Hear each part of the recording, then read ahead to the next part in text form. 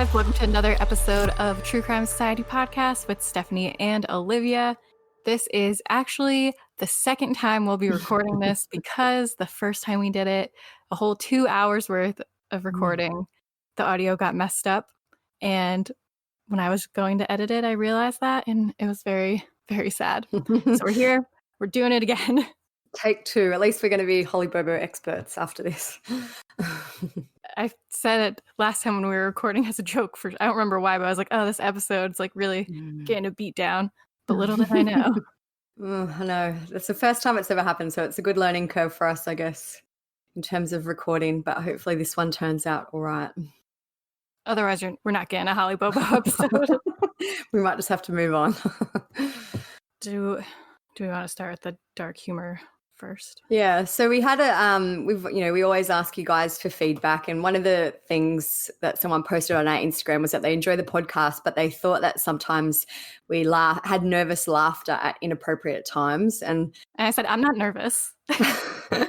And like, I know we do laugh, but we've always said that this is a casual, just basically a casual chat about crime. We do like a ton of research, so the research isn't casual, but the rest of the podcast is quite casual. We just chat amongst ourselves about what we think happened, and sometimes it's hard not to laugh. Like I'm especially referring to the Vallow case, which is just absolutely insane. Like it's just unbelievable, which is where I think the laughter for that one came from. So like we're obviously not laughing about any of the deaths or anything like that. Like that's we're not laughing about what happened. It's just sometimes the circumstances are so crazy and so sometimes so stupid, to be honest, that you just have to, laugh. And that I think it's just a mechanism for some people to deal with things like that. I actually thought of, when I was thinking about this in my head before we recorded, I thought of a good but kind of extreme example of that type of like scenario that we're talking about. But Tiger King, like how long have we been making jokes about that, memes about that? Everyone's been laughing about it. But it's easy to also be like, oh, but you're like laughing about the deaths of these tigers. Like you're laughing about like one guy shot himself in the head. Yeah, it's no, not that's funny. what I mean. Like that guy shot himself in the head and everyone still kind of makes jokes, maybe not so much about his death, but about the circumstances the things that led to his death. So, I think it's just part of, sometimes it's just so incomprehensible that that's how everyone deals with it.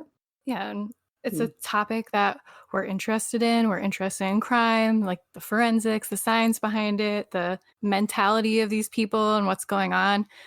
And we like talking about it, but that doesn't mean we always want to be sad and bringing each other down. So it's a way to kind of cope with the shitty situation is by being a little lighthearted about it. Yeah, I think we're respectful about the things that need to be respected, but like, and I keep referring to the Vallow case in terms of Laurie's insanity, that is laughable sometimes. So we're not laughing about the deaths, say, of Tylee and JJ, we're laughing at crazy Laurie, basically. Yeah. In this podcast, it was always meant to be just like us chatting about crime. It's not meant to be some cinematic, produced, dramatic retelling of a story. Yeah, it's not where we just sit and read a script and that's it. And we've asked for feedback, and I think 99% of people enjoy the chat. And like we've said before, if you don't enjoy it, you can skip past it, use the chapter notes and just go straight to the story. But we can't please everyone. This is what it is. We've said from the start, this is what it is. So if it's not maybe the format that you're looking for or the type of discussion that you're looking for, I'm sure there's other podcasts out there that you can check out. Yeah, there's a billion true crime podcasts. We're so happy for everyone that has given us, great feedback and likes listening. But I've listened to podcasts and some of them I've never listened to again because I just think they're not for me, and that's fine. So, sometimes it works for you and sometimes it doesn't. There's podcasts out there that everyone loves and I'll be like, yeah, just your personal preference. I just saw one thing that you found, Steph, from that, I think it's from Gizmodo. It's just a little quote about dark humor. So it says, though it seems even more counterintuitive, dark humor might be an equally viable method of anxiety reduction in dire situations that seem completely hopeless or out of a person's control. This type of humor is typically found alongside death and destruction. And then it lists some occupations like doctors and nurses in hospitals, ERs, soldiers in the trenches during war, and it serves as an important, albeit a seemingly callous function to keep spirits high, stress low, and maintain a sense of humanity where none seems to exist. So I think that's very true. Mm-hmm. There's other people out there that have the same, I guess, sense of humor as us, and that's who I guess we're catering to. Absolutely. Speaking of things that are hilarious, we have an update, our weekly update on Madison Bell. Hopefully this is the final one. Yeah. But shockingly, she seems to be back home. Back home with her mother and her first boyfriend. So not the boyfriend she ran away with, that first boyfriend. So this is all on the blog, so we won't go into it in, a ton of detail. But basically, she had ran away from her family, moved to Texas with this guy she knew online. She'd been speaking to him since she was 13. She's now 18, and we found out that he's 29. So at the time, he was like 24 or something and speaking to a 13-year-old. They got thousands of dollars of donations from online people who followed their case. She got her nails done. She released some lovely Instagram lives with some amazing language. It's very explicit, so we won't put it up, or we might put a little clip in if we can. Yeah, go to him and get the page. Sorry. Yeah, I don't know why you think you're cool trying to get on my page. She is not what you expect if you thought she was like this sweet little smiling girl like her mom showed in the photos. And what about her mom didn't her mom say something like she was scared of her own shadow? Yeah, she's on Instagram Live like telling all the haters to go fuck themselves. And I was like, damn, girl. So anyway, that was all happening. She was happy with Zach, and then somehow someone online paid for her to fly to Florida to go and meet up with her mother. So she did that. And when she got there, she decided that she'd had enough of Zach. She left him on his birthday and basically has gone and told him, too bad, so sad, I'm going home. But she'll always remember them. Always together. remember them. So this is all, all the texts are out there. It's all a Zach big mess. released his autobiography. He wrote a massively long Facebook post, which basically he outlined every job he's ever had, every issue he's ever had in his life. Every relationship. And basically, yeah. So it's just a big mess. As far as we know, I haven't heard any other updates. Madison is home with her mum and her first boyfriend, and she said that she's going to try and focus on her studies. So hopefully that's the end of that little saga, fingers crossed. She seems to surprise us a lot, so who knows? R.I.P. True love didn't prevail in this case. So cringy. Anyway, it's all on the blog if you want to check it out, truecrimesociety.com. We've got all the videos, all the screenshots. If you're looking for a bit of lighthearted drama to start your day, check that out. If you want to feel better about your own life. About your own bad choices. Your choices were never as bad as Madison's choices. If you want to feel better about your teenage years. All right, so today we're going to talk about Holly Bobo. We're actually splitting it into 2 episodes because it did turn out to be a lot longer than we originally thought. The first episode, we're going to go up to the trial, and then the second episode, if all goes according to plan, will be the trial. Fingers crossed. I'd say that this is one of the first big cases that I really followed. I actually remember reading about it on Web Sleuths. Can't believe you admitted that. That's where I got all the hot gossip back in the day before they banned me. There's a lot of mystery to this one, so hope you guys are into it. A lot of conflicting stories. A lot of meth. Unincorporated Darden, Tennessee is little more than a pit stop along Highway 412 in Decatur County. With a tiny community center, park, and rundown gas station, the only signs you're passing through. Winding roads cut through miles of quiet farm country. 911, what's your emergency? Yes, I need Decatur County 911. This is him. What's wrong, dear? Listen, 681 Swan Johnson Road. Somebody has my daughter. But on April 13, 2011, the quiet vanished. Somebody in full camouflage got Holly. 20-year-old Holly Lynn Bobo, a beautiful young nursing student who wanted to devote her life to helping others, literally taken from her own home. I grabbed her and took her to the woods. Please, get everybody out there. Okay, they're on their way, sweetie. They're on their way right now. The search for Holly would become the single most expensive missing persons investigation in the history of the state of Tennessee. Despite that massive effort, investigators and scores of volunteers would never find Holly. 2.5 years later, it was a ginseng hunter who stumbled on what turned out to be her remains. On April 13th, 2011, in Darden, Tennessee, 20-year-old nursing student Holly Bobo woke up at 4:30 a.m. to study for an exam she had later that morning. Holly's mom, Karen Bobo, woke up a bit later and got her a muffin before packing a lunch Holly could bring to school. Karen then left for work at the local elementary school where she taught. Around 7:30 a.m., Holly's boyfriend, Drew Scott, called to check in.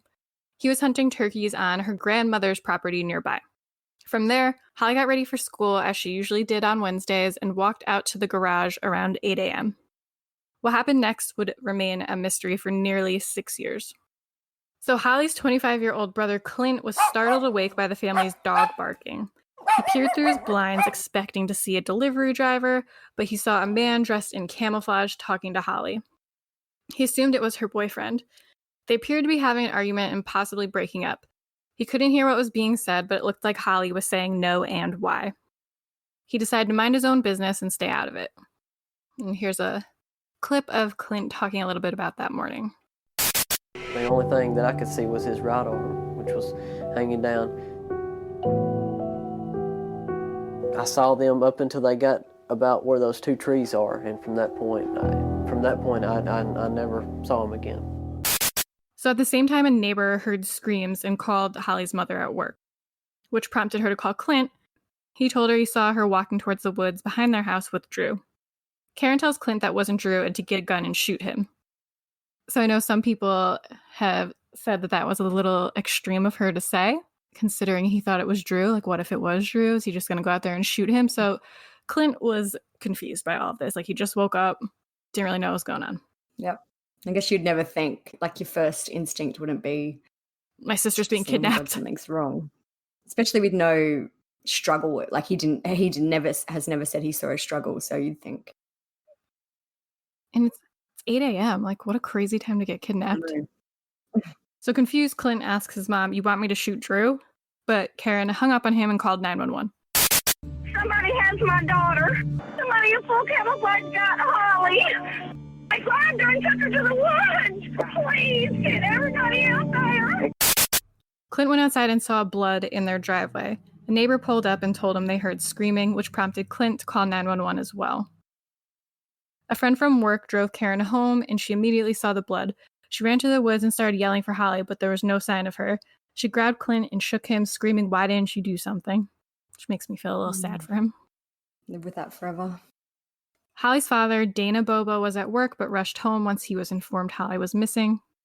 Law enforcement arrived and began canvassing the area for clues immediately. Suspicion turned to Clint right away. Police asked him to remove his shirt to check for scratches or anything that could indicate he was the one who went into the woods with Holly. There was no Amber Alert issued for Holly because of her age. At 20 years old, Holly didn't get the criteria of being under 18. And this is a clip of her mom talking about how she tried to lie about her age. You know, I was begging them to put out roadblocks, and I was begging for an Amber Alert, which I found out, you know, they couldn't put one out if you're over 17. And so that morning I actually lied and said she was 17 so I could get that out. I would do that again if I had to. So that brings us to Thursday, April 14th, 2011, which is one day, the next day. 300 to 400 people searched for Holly. There were scent dogs, helicopters, ATVs, and horses were used to search the woods surrounding their home. It was initially believed Holly may have been taken during what was meant to be a home invasion, but the suspect never made it inside. In an interview with NBC, Holly's parents pleaded for help from the public. Her father said he believed that she was taken by someone who knew her daily routine because she normally left around that time on Wednesdays. Karen said through sobs, "Holly, I love you so much. She's just so precious. You don't even know." Holly, I love you so much. Please try to get home to us. Friday, April 15th, 2 days since she was taken. 8 miles from the Bobo home, searchers made a grim discovery. Holly's lunchbox and other personal belongings of hers were found in a creek. There were no suspects at the time, but both Clint and Drew were cleared by police. A $25,000 reward is offered for any information that led to Holly's safe return. At a press conference, John Mayer, a spokesperson for the TBI, said investigators, quote, "did not see any drag marks. leading towards the woods, which led them to believe Holly complied with her attacker and walked into the woods. He said, quote, "We believe he actually had her arm, holding her. We feel she was in fear for her life, so she was complying." So that brings us to Saturday, April 16th, 3 days since she was taken. As the search continued, investigators described Holly's abductor as between 5'10" and 6 foot tall, weighing between 180 to 200 pounds. And that's going off of what Clint said, since he was the only one to have seen this person. Yep. Monday, April 18th, Bill Haslam, the governor of Tennessee, tripled the reward for information leading to Holly's safe return, making the total $75,000. At this point, police had received 250 leads, but still didn't have a person of interest. They asked the public to report any suspicious behavior, such as a person calling in sick to work over the past week, someone excessively cleaning a car or ATV, or unexpectedly selling a vehicle. Police continued interviewing neighbors and boat searched local waterways, while volunteers covered the Natchez Trail, which is a national hiking trail. More than 900 people were involved in the search for Holly at this point. This is a clip of Holly's parents both talking about the search and how everyone came together. For weeks, life as everyone knew it in Decatur County stopped. Anyone who could searched. Some came from across the country. Neighbors and strangers traipsed side by side in the woods. They combed the grass for clues on their hands and knees. Most felt it was an amazing display of community determination. It was people out here I didn't know was looking for our daughter day and night. Their bosses left work and come out and help search. Others worried they were unknowingly ruining potential crime scenes, trampling over evidence. I know there was tons of people here trying to help. I know lots of people were called in. I don't know what else could have been done. So besides the items found in the creek, police were analyzing the blood found in the garage, along with duct tape that had blonde hair stuck to it that was found on the ground nearby. Police also seem to backtrack on their statement about Clint and Drew being cleared by saying they hadn't ruled anyone out as a suspect yet. At this point, people were generally suspicious of Holly's brother, since he basically watched her get abducted and did nothing. Brings us to April 23rd, which is 9 days since Holly was taken. The search for Holly continued through April, but by the end of the month, things started to slow down. At this point, volunteers had searched nearly all of Decatur County, including lakes and waterways. At this point, police were investigating a registered sex offender in the area named Terry Britt.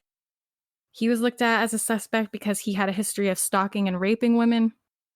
His home was wiretapped and searched during the investigation, but he had an alibi and police couldn't find any evidence against him. Do you know your house is wiretapped when it's wiretapped?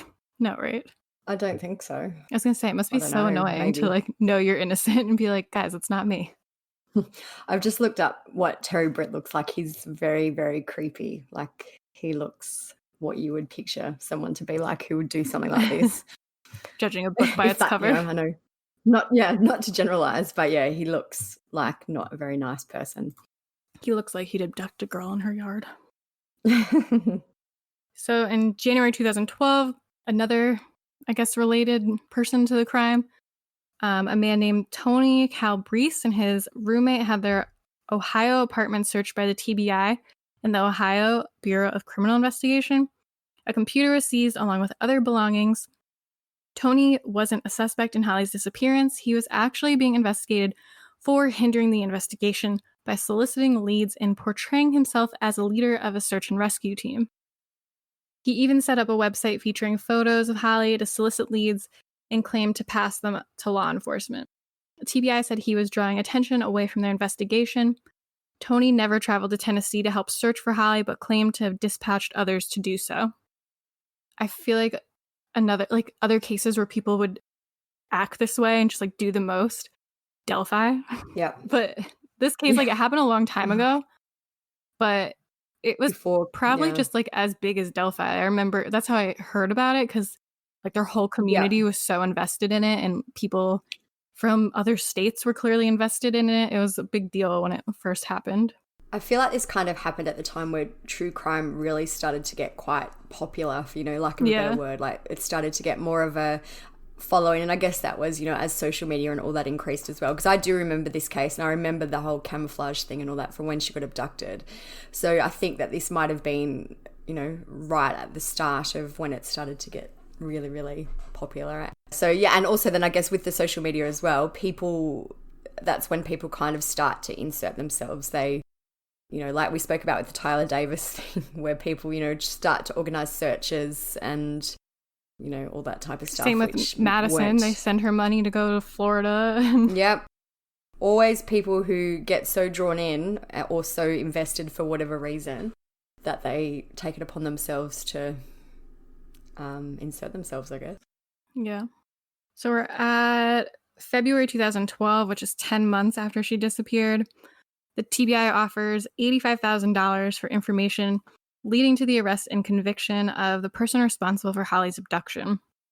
This is on top of the reward raised by the community, which now amounted to $250,000 for her safe return. So from here, now... I just want to interrupt. Sorry, can I interrupt for 1 second?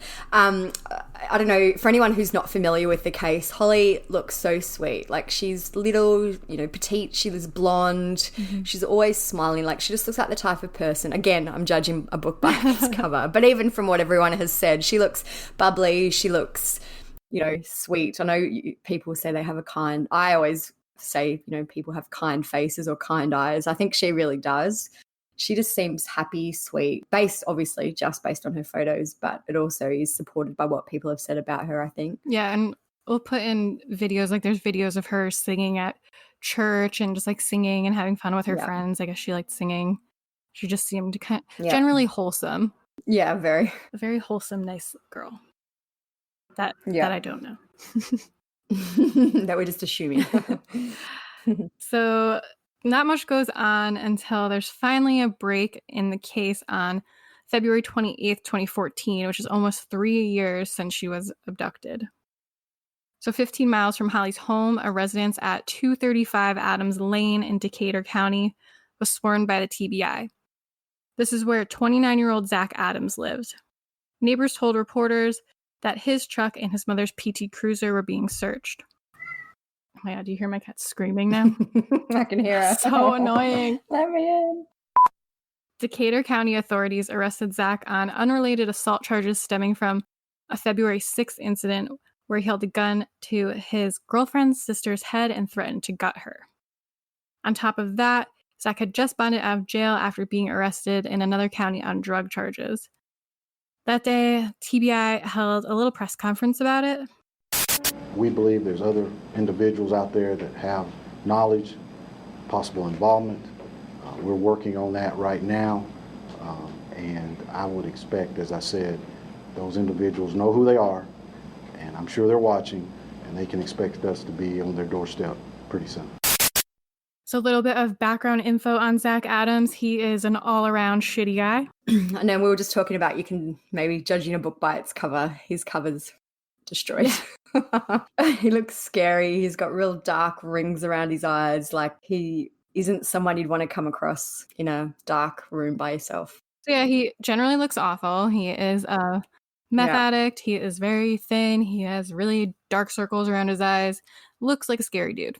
Yeah. So he has an extensive criminal history. In 2002, he was 18 years old. He was arrested for drug possession and driving infractions. In 2004, he was arrested for aggravated domestic assault after shooting his mom in the knee with a 9mm. He pleaded guilty and was sentenced to 11 months and 29 days in jail. 6 months of that sentence was suspended, and he was ordered to go to rehab. In 2005, he was arrested for threatening to shoot his grandparents with a shotgun. This is part of the 911 call placed by his grandfather when that happened, and you can hear him saying that Zach was, quote, acting wild. Okay, Zach he's wild again. Oh, wild? Me. He didn't touch out me, and I mean, he didn't put his hands on me. You better get off out here quick. In 2007, he was arrested for theft of property, tested positive for methamphetamine and marijuana. On April 4th, 2011, so this is an important one because it was right before, 9 days before Holly was abducted, rangers at the Natchez Trace State Park arrested him on charges of fabricating / tampering with evidence, assault on an officer, drug possession, and resisting arrest. So I guess he got pulled over around there and he tried to flee from the cops on foot. It's a shame they didn't keep him in then. Yeah. Wouldn't have this story, I don't think. Anyway. So then, June 2011, he was arrested for driving with a revoked or suspended license in Decatur County. And this isn't really criminal history, but I felt like it fit right here. On December 14th, 2011, he posted a photo of himself on Facebook wearing camo in the woods with the caption, quote, "Who am I searching for?" seemingly mocking the search for Holly. So there is a screenshot of that. What a lovely guy. I know. So rude. So the search of his property lasted several days. They used shovels, metal probes, an excavator to search the grounds, along with cadaver dogs and underwater cameras. I'm pretty sure they had a really big property. Yeah. Danielle Darnell, who lives in the area, says she and Holly's mother saw 3 men acting strangely 1 week before Holly disappeared. She had said she'd known Zach her whole life and that he and 2 of his friends were following Holly at a coon hunt dinner. She said Holly was on stage walking around at the coon hunt, and they basically stalked her a little bit. Can't believe this second case in a row with raccoons. Never trust a raccoon.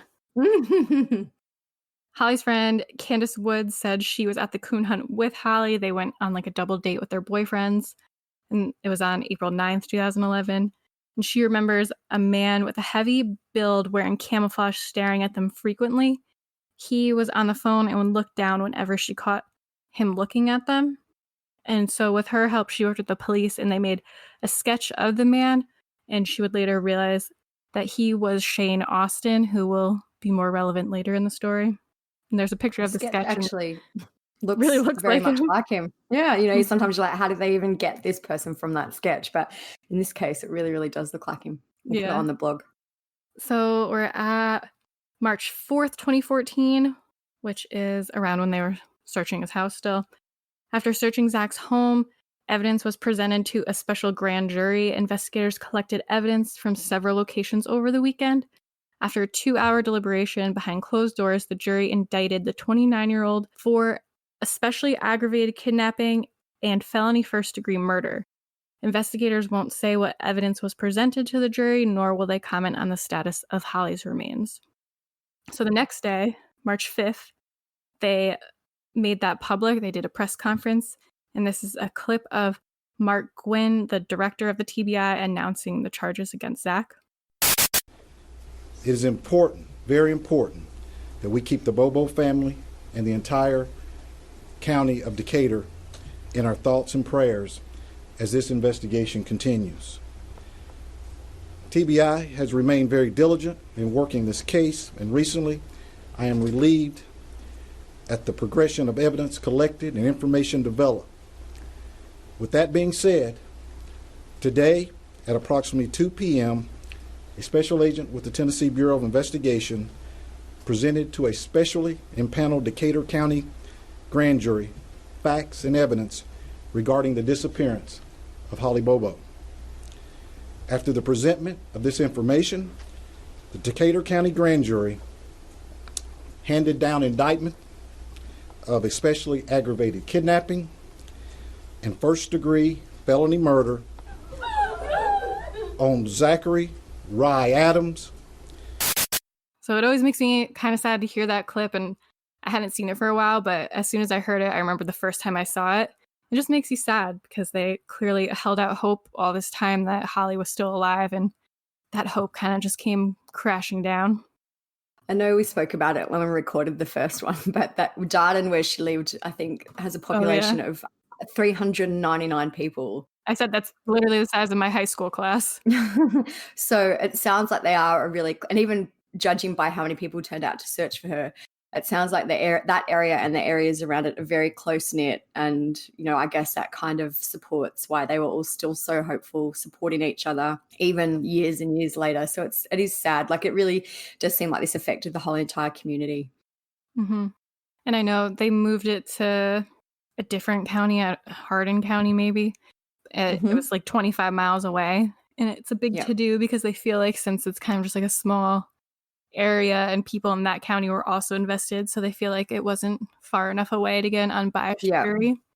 Yeah, I do. Yeah, I can kind of, see that point to it, but Yeah. I guess where do you draw the line anyway? Yeah.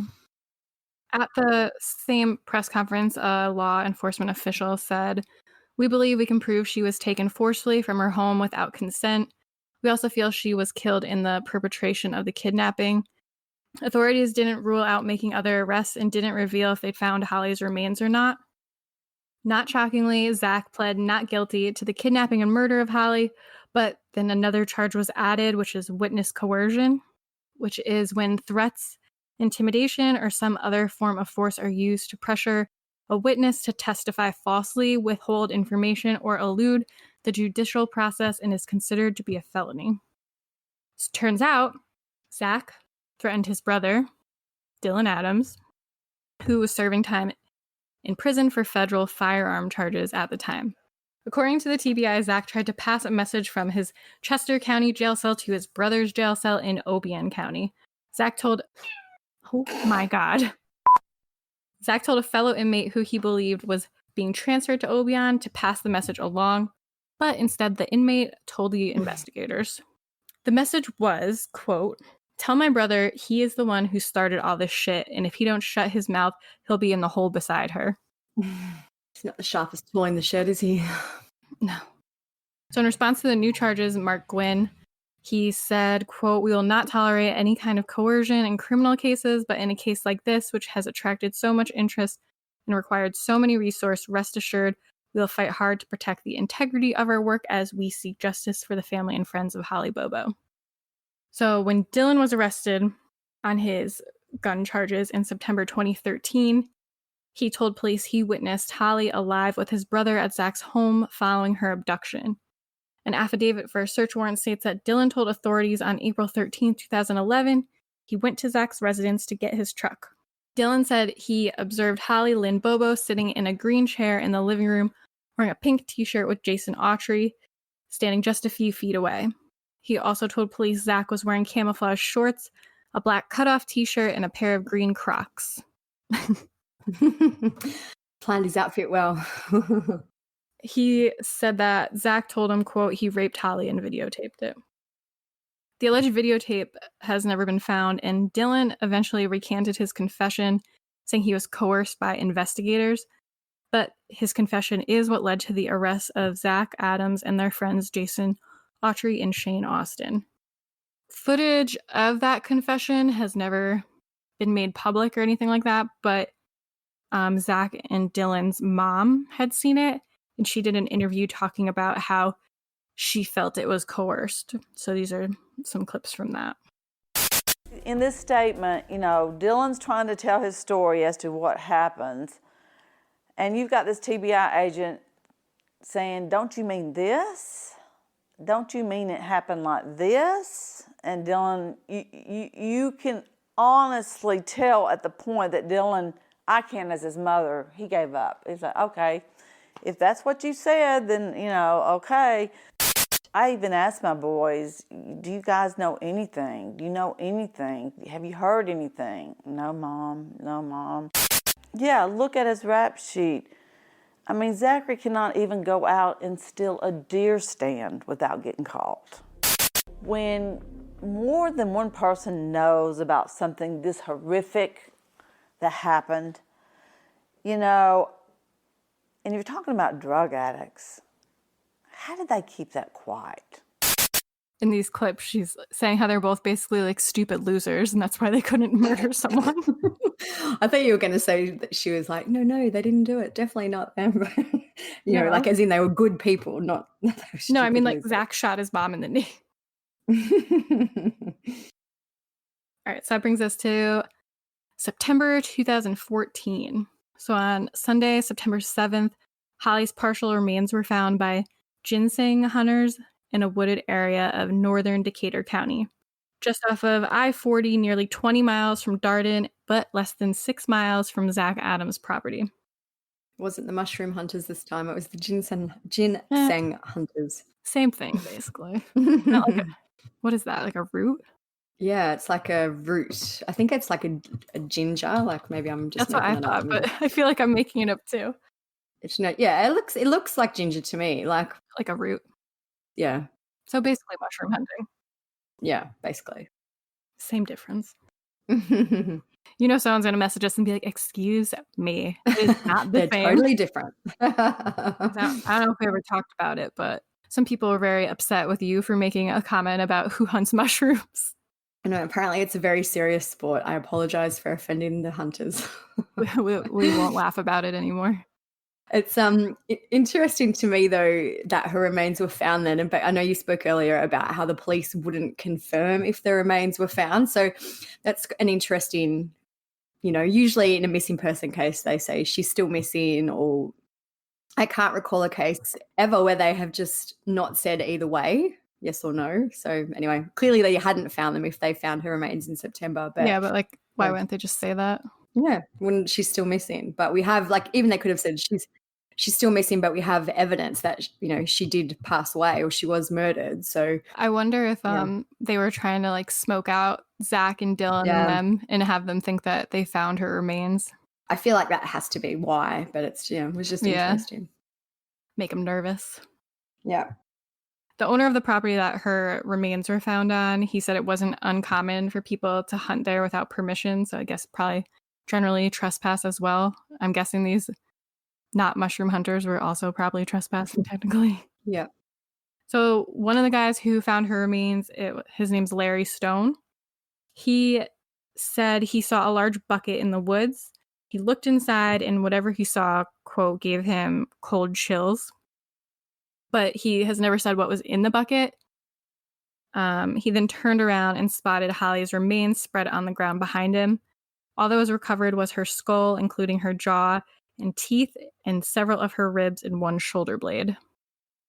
I tried to find more proof of this. I'll try to look to put it in the blog. But I remember when this happened, this guy made such a big deal about what was in the bucket. Like, he said he was traumatized and like they weren't allowed to talk about it. So it's always been a huge mystery with this case, what's in the bucket. So here's a clip of him talking to News Channel 5 about finding her remains. And we'd walk right down this ridge right here. Ginseng sort of looks like these baby hickory trees. You're almost the perfect person to be searching for her. Well, 90% of the people that finds people are hunters. Well, I can show you the exact path I took.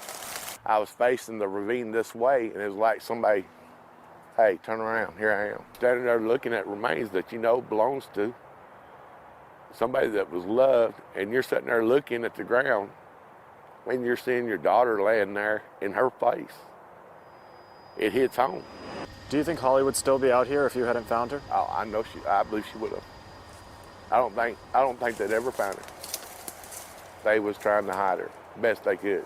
To these defense attorneys that are saying we haven't seen evidence that Holly's skull was found, you say what? It's been found. You finding her helps the case exponentially. Well, no body, no case. And that's what these men had planned. No body, no case. I just want to say to the Bobos that I'm sorry for the loss. That all got shattered because of these men. We want justice for Holly. Things with this case, like with most cases, get a little confusing here because several people end up being arrested besides Zach. But ultimately, I'd say there's probably 3 really main ones. So I'm going to go over first who was arrested and what they were arrested for. Ultimately, 6 men were arrested in connection with Holly's disappearance. That's including Zach. So after he was arrested, his brother Dylan Adams was also arrested, and their friends Shane Austin and Jason Autry were also charged. So those are kind of like the main guys. So Dylan was charged by the TBI with tampering with evidence. The warrant for his arrest said, quote, on September 17th, 2014, this agent heard Dylan Adams tell another agent with the TBI that on April 13th, 2011, Dylan Adams disposed of items he knew possessed evidentiary value relating to Holly Bobo. Jason Autry, on August 29, 2014, 39-year-old Jason Autry, who was already in jail serving a 3-year sentence for aggravated assault, was indicted on aggravated kidnapping and murder charges. TBI Director Mark Gwynn said, quote, "We have sworn statements from witnesses that saw Holly in the presence of Autry and Adams." He also said they obtained physical evidence that was being analyzed. The next day, Jason pled not guilty to those charges. And then as we go along, in July 2017, he would be granted federal immunity along with a Victor Dinsmore, who is one of their friends that we haven't spoken about yet, and a man named Michael Alexander, in relation to the death of Holly in exchange for their testimonies against Zach. Then we have Shane Austin. He is the one that they have the sketch of that seemed to be maybe looking at her during the coon hunt dinner, not a coon dinner. Shane Austin, he wasn't actually arrested at the time, but was thought to be involved. He was initially offered immunity in exchange for information regarding to the location of Holly's remains. His phone records indicated that he spoke with Zach several times the day Holly was abducted, and police believed he helped dispose of her body. The agreement was withdrawn when investigators believed he wasn't being truthful. And nothing really came from this because on February 27, 2015, he took his own life by hanging himself in a hotel room in Bartow, Florida. Guess the guilt got to him. Wonder what he was doing down there. Maybe he had like one last fun weekend Holiday. before just offing himself. Yeah. So then 2 other men who were arrested that end up not being as relevant, but still interesting part of the story. On May 29, 2014, brothers Mark and Jeffrey Percy, who are 38 and 42, were charged with tampering with evidence and accessory after the fact. They were arrested based on allegations made by Jeff's former roommate, Sandra King, who alleged that in May 2014, Jeff showed her part of a video showing Zach assaulting Holly, who was tied up and crying. She said she watched only a small clip and didn't see the sexual assault. Police arranged for Sandra to make a recorded call to Jeff where she told him over the phone, quote, "That video of Holly, if it had been you, I would have watched it." To which he replied, "I know." Sandra alleged that Mark is the one who shot the video.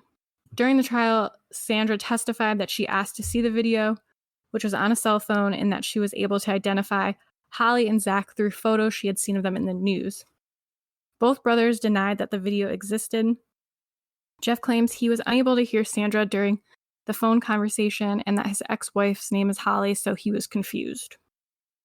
Police have analyzed over 20 phones but have not found the video, so charges against both of them were subsequently dropped. Fast forward to May 2017, the prosecution submits, they're getting ready for trial, obviously everyone knows it's coming. The prosecution submits a gun that they found into evidence as the murder weapon. At the time, no one really knew much about it. It was only even known at all because of paperwork. So you'll find out more about that at the trial. So I want to end this episode with something that Bert Scott Staggs wrote.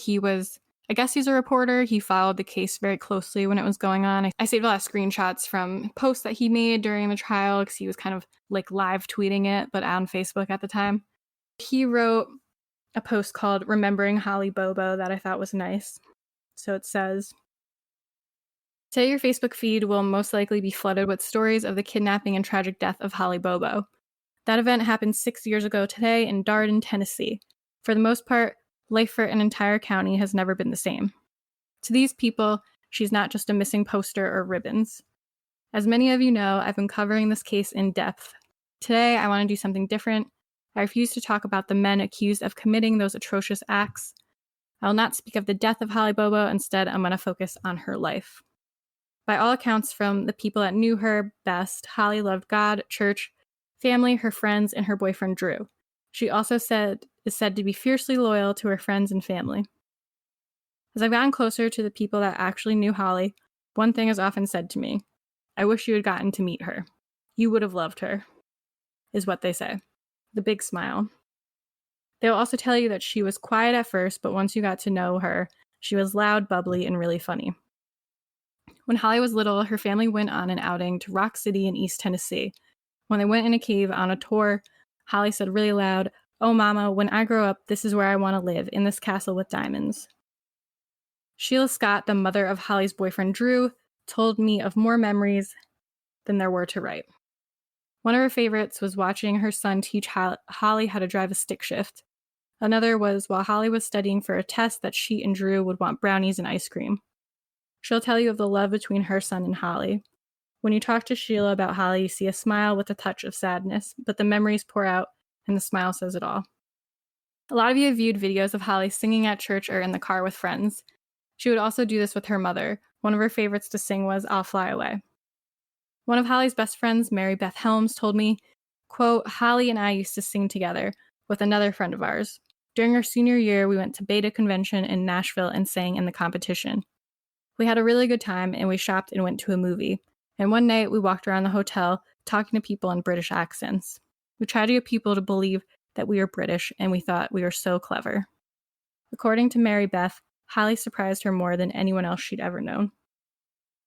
Friends say she loved music, Miley Cyrus and Katy Perry. She liked to laugh. She liked summertime. She loved her pets, Rascal and Selena. She loved her friends. She liked to be outside and liked to swim. Holly took such great pride in hanging out with her mom and her best friend. She'd rather sit in the swing with her boyfriend on a Friday night than hit the town.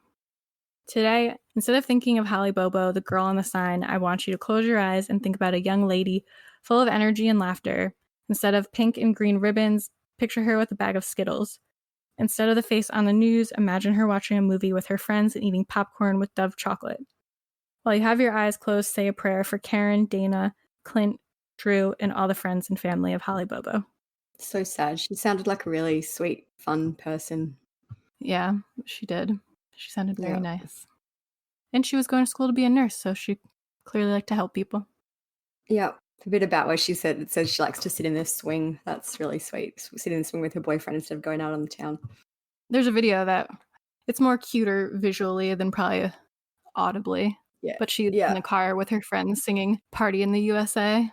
It's one of my just so sad how a group of people, I guess in this case, can take it upon themselves to change someone's, or not even just one person's life, her whole family's life for the worse. Yeah. I saw when I was reading and doing research for this that people from there were saying, even though it's a small town, she knew of Zach and them, like they knew each other, but it's not like they were friends or like talked or hung out or anything. Like they would have run in the same circles based on his track record. No, it seems like one of them probably wanted what they knew they couldn't have. Yeah. Very, very sad. So we're going to end the first episode here. Figure leaving the trial for its own episode is the best thing to do since it's a little lengthy. Good way to split it up. Yeah, and there's a lot of clips and a lot more is found out at the trial. So after we do that, then Olivia and I will have more of a discussion on our thoughts of everything. So that way we're all informed. We all know what's going on at the same time. Mm-hmm. You can just remember to check us out on all our social media. In the meantime, while you wait for the next episode, just True Crime Society on Facebook, Twitter, Instagram, and our website is truecrimesociety.com. We'll have the blog up with all the clips of Holly and all that type of stuff. So if you want to check out and learn more about the case, just be sure and go and check out our blog. And if you guys like the podcast, remember to rate, review, subscribe, all the things that you're supposed to do. We really like when you guys give us great 5-star reviews. It makes us excited to keep doing this and more encouraged to keep it up. So if you like the podcast, be sure to give us a review. I know you can on Apple Podcasts. I think other platforms you have reviews. I don't know. I think it Spotify, depends on the platform anyway. Yeah, Spotify doesn't have them, but if you can't review, just tell your friends. If you can't review, just send us a message saying how great it is. Stroke our egos a little bit. Please. Normally we've been saying until next crime, but it's going to be the same crime, so see you then. We'll see you soon.